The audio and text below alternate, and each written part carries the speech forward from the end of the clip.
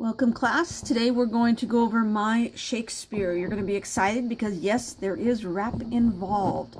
There's also a transcript of the rap. So it's Kate Tempest who's doing our rap today about Shakespeare. And you're going to be reading the information about the author and the 2012 World Shakespeare Festival. Shakespeare provided popular entertainment for all classes of people while serving to explore and illuminate themes that have fascinated people for centuries.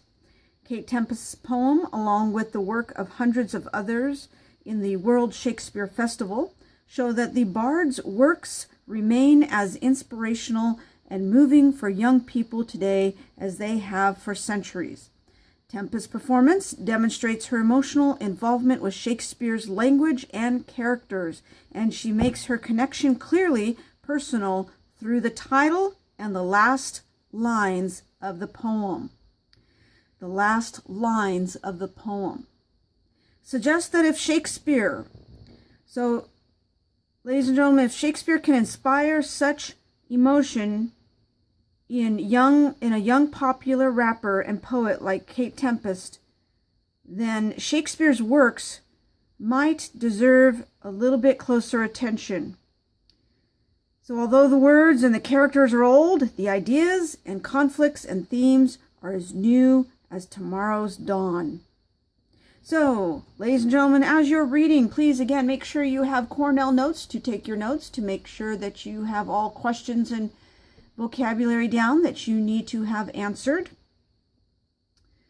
And as you read, you're going to focus on your reading. You're going to chunk your reading, underline, highlight, and make notes in the margin. In addition to thinking about her delivery in Miss Tempest's performance, note the style elements of the video itself, such as its shot composition, its industrial setting, rapid-fire cuts, brief flashes of color, and text insertions. Explain how these stylistic features contribute to the video's overall tone and meaning. Consider how the viewing experience might differ if the video were developed in a different style, such as using steady shots and smooth dissolves within a pastoral setting. Would this influence your understanding of the text? In lines 18 to 28, they contain some of Shakespeare's figurative phrases that have become commonly used in modern speech. Review the lines listed as I give them and look for phrases that have become commonly used in modern speech that are familiar to you. Lines 18 through 19, quote, set your teeth on edge, unquote. Lines 20, method in our madness. Lines 22 to 23, hearts were upon our sleeves. And lastly, line 25, quote, the pen is mightier than the sword, unquote.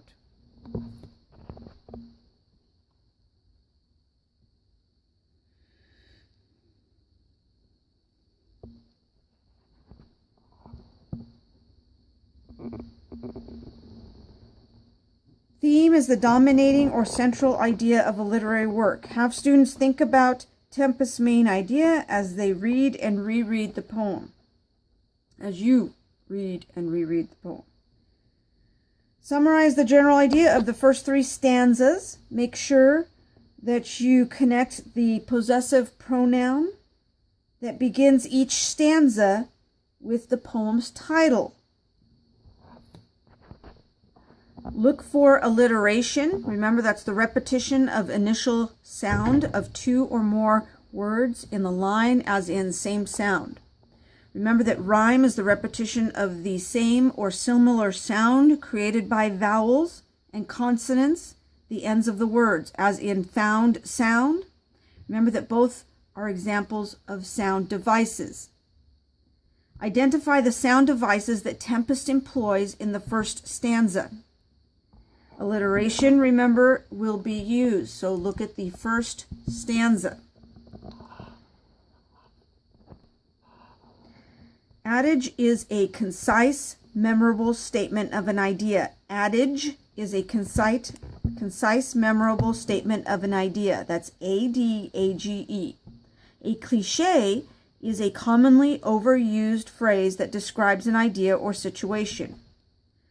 An idiom is a group of words that mean something other than the original meaning. Note that the fourth stanza has several examples of figures of speech that originated in Shakespeare's works. Now, reread lines 18 through 28. Then identify any adages, cliches, or idioms with which you are familiar. List and categorize, again, list and categorize these phrases and paraphrase their meanings. Okay? So you're going to list and categorize the phrases, then you're going to paraphrase their meanings. Now consider Tempest's purpose for including them in her poem. Identify, paraphrase, and explain the figurative language in lines 36 and 37.